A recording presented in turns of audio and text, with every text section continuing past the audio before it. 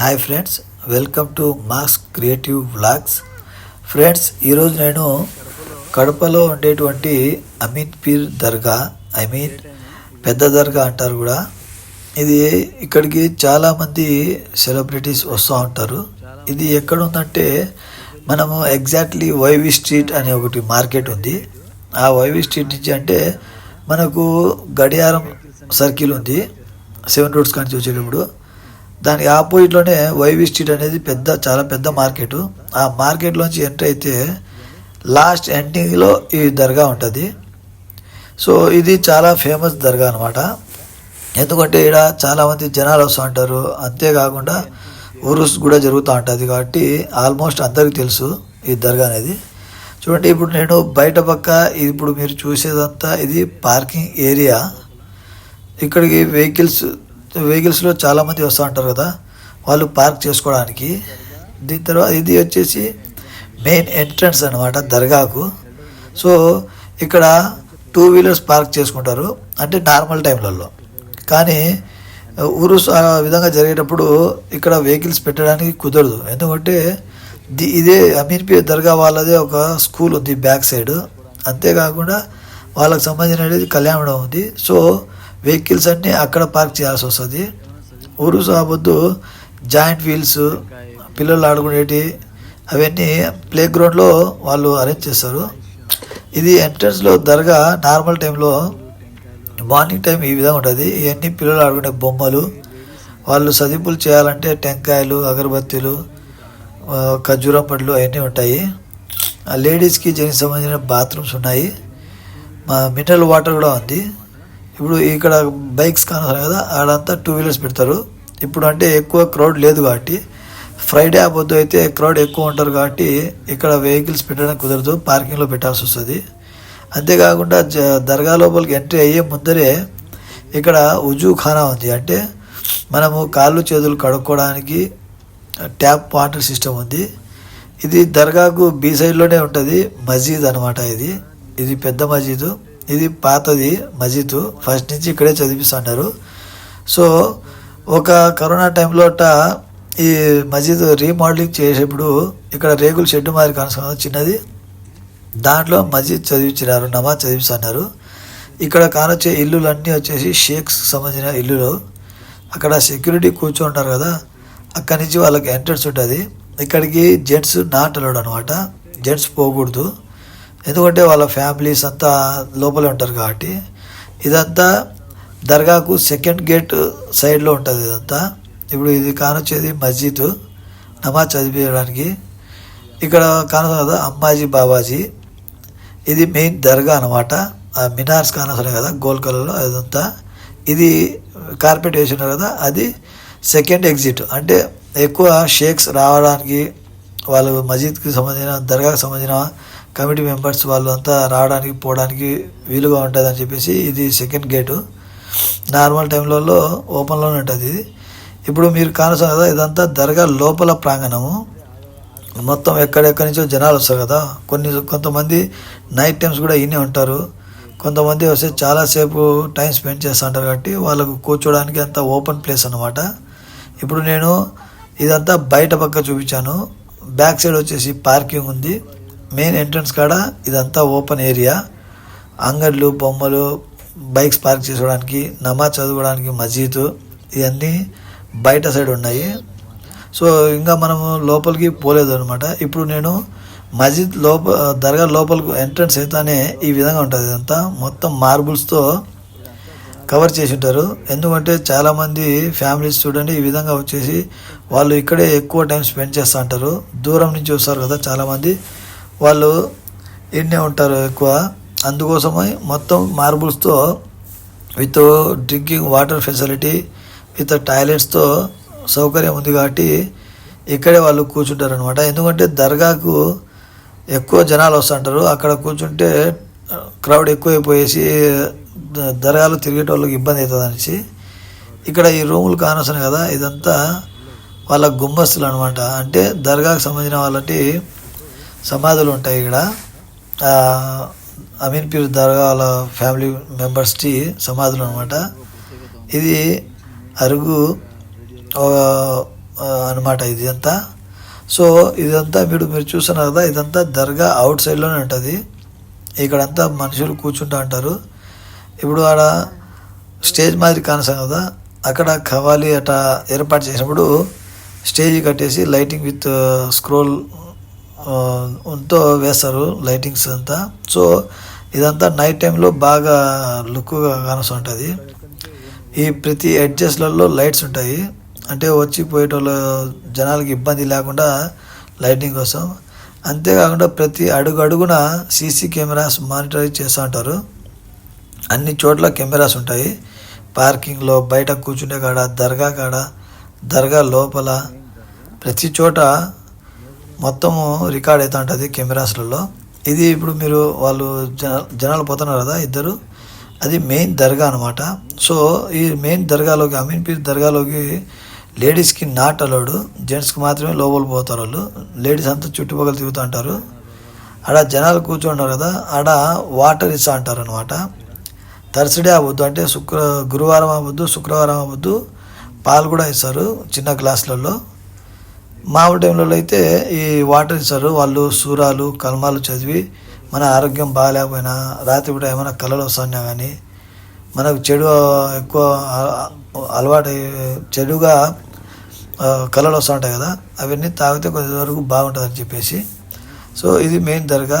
ఇక్కడ ఇదంతా అమీన్ పీర్ బాబాకు సంబంధించిన వాళ్ళ ఫ్యామిలీ మెంబర్స్కి అంతా గుమ్మస్తులు అనమాట. ఈ సమాధులు చూడండి. ఇది లోపల ఉన్నారు కదా జెంట్స్, వాళ్ళకి మాత్రమే, జెంట్స్కి మాత్రమే అలౌడు అమీన్ పీర్ బాబా దర్గా లోపల. ఇక్కడ కూడా వాళ్ళ ఫ్యామిలీకి సంబంధించిన గుమ్మస్తులు ఉంటాయి. సో ఇప్పుడు చూడండి, లోపల ప్రతి ఒక్కొక్కటికి ఒక్కొక్క స్టోరీ ఉంటుంది అనమాట, ఒక్కొక్క ప్రత్యేకత ఉంటుంది. అవి నేను తర్వాత వీడియోలో పూర్తిగా ఎక్స్ప్లెయిన్ చేస్తాను. అసలు ఈ పెద్ద దర్గా అనేది ఏ విధంగా వచ్చింది, ఈడ ఎంతమంది పాపులారిటీ ఎందుకు, ఇంత ఫేమస్ ఎందుకు అయింది, పెద్ద పెద్ద సెలబ్రిటీస్ కూడా ఎందుకు వస్తారనేది. సో మనం తెచ్చిన టెంకాయ అనేది ఈడ కొట్టేసి నీళ్లను వదిలేయాలా, ఓన్లీ కొబ్బరి చుప్పులు మాత్రం తినిపోయి ఆడపెట్టి చదింపులు చదివిస్తారు. చూడండి ఇదంతా గుమ్మసులు లోపల ఉన్నాయి, చూడండి ఎన్ని గుమ్మసులు ఉన్నాయో. అంతేకాక బయట పక్క కూడా ఉన్నాయి. ఒక్కొక్క గుమ్మస్కి ఒక్కొక్క ప్రత్యేకత ఉంది, వాళ్ళు చేసిన మంచి అదంతా. వాటి గురించి నేను పూర్తి వీడియో, ప్రత్యేకత దర్గా, అమీన్ పీర్ బాబా దర్గా యొక్క ప్రత్యేకతలు అని చెప్పి ఒక వీడియో చేశాను. చూడండి ఇదంతా ఇప్పుడైతే ఓపెన్లో ఉంది. మామూలు టైంలో అయితే ఆడ మనిషి కూర్చొని చదివులు చదివిస్తుంటారు. సో మనం బయట పక్కనే ఉండొచ్చు, లోపలికి రావడానికి వీలు ఉండదు అనమాట. ఇది మార్నింగ్ నేను మండే తీస్తున్నాను కాబట్టి ఎక్కువ జనాలు లేరు కాబట్టి వచ్చేసినాను.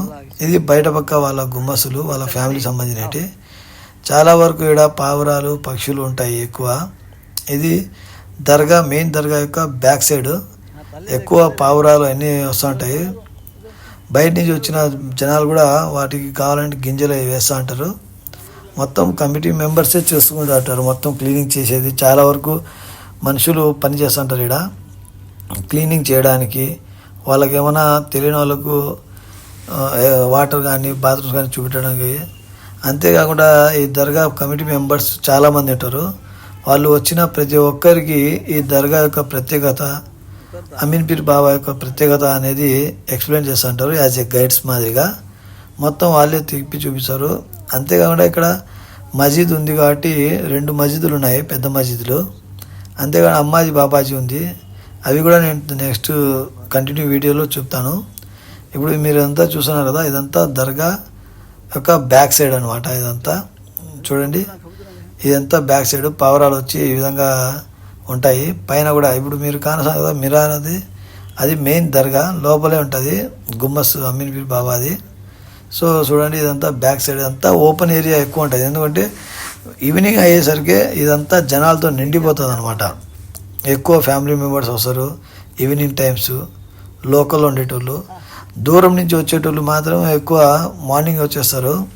ఎందుకంటే వాళ్ళు ఫ్రీగా దర్శనం చేసుకోవచ్చు, టెన్షన్ ఏమి ఉండదు, క్రౌడ్ ఏమి ఉండదు, తొందరగా ఏమి ఉండదు కాబట్టి. సో లోకల్లో ఉండేటోళ్ళు, కడపలో ఉండేటోళ్ళు మాత్రం ఎక్కువ వరకు ఈవినింగ్ వస్తూ ఉంటారు. ఈ స్పెషల్లీ చెప్పాలంటే థర్స్డే అవ్వద్దు, ఫ్రైడే అవ్వద్దు, క్రౌడ్ ఎక్కువ ఉంటుంది. ఇప్పుడు మీరు ఇక్కడ కానొస్తుంది కదా, వెండి మాదిరిగా కోటింగ్ ఉండేది డోరు. ఇది అమీన్ పీర్ బాబా దర్గా లోపలికి పోయే మెయిన్ ఎంట్రన్స్ అనమాట. ఓన్లీ జెంట్స్కి మాత్రమే ఉంటుంది. చూడండి అక్కడ కానొస్తుంది కదా, అది అమీన్ పీర్ బాబా యొక్క సమాధి. గుమ్మస్ అంటారు ఇదంతా సమాధి. చాలా వరకు రోజు ప్రతి ఒక్కరు వచ్చేసి ప్రార్థనలు చేస్తూ ఉంటారు. అది పూలంతా మారుస్తూ అంటారు రోజుకు రోజు. ఇది వచ్చేసి మనం తెచ్చిన అగరబత్తులు ఇక్కడ కాల్ చేయడానికి. ఇది మీకు కానొస్తుంది కదా, అది మస్జిద్ అనమాట. ఫ్రైడే పొద్దు ఓపెన్ చేస్తారు. ఎందుకంటే మస్జిద్ ఫుల్ అయిపోయేసి జనాలు ఇక్కడంతా కూర్చొని నమాజ్ చదువుతూ ఉంటారు. అంత పబ్లిక్ వస్తుంటారు. నార్మల్ టైంలో అయితే 2 మస్జిదులు ఉన్నాయి. సో ఇదంతా ఇప్పుడు మీకు కానొచ్చేది ఇది మెయిన్ దర్గా అనమాట. అమీర్ పీర్ బాబా పాత దర్గా అదే. ఇది దీని మటుకు ఏం మార్చలేదు. జస్ట్ ఓన్లీ పెయింటింగ్స్ కానీ టైల్స్ కానీ అట్లా మార్చినారు. ఇది వచ్చేసి అమ్మాజీ బాబాజీ అని ఉంటారు. ఇక్కడ వాళ్ళ యొక్క గుమ్మసులు ఉంటాయి లోపల. కానీ జెంట్స్కి నాట్ అలౌడ్. ఓన్లీ లేడీస్ మాత్రమే పోతారు లోపలికి. మనము బ్యాక్ సైడ్ కానీ లేదా గోడ కానిచ్చే దువా చేసుకోవాలా, ప్రార్థన చేసుకోవాలన్నమాట.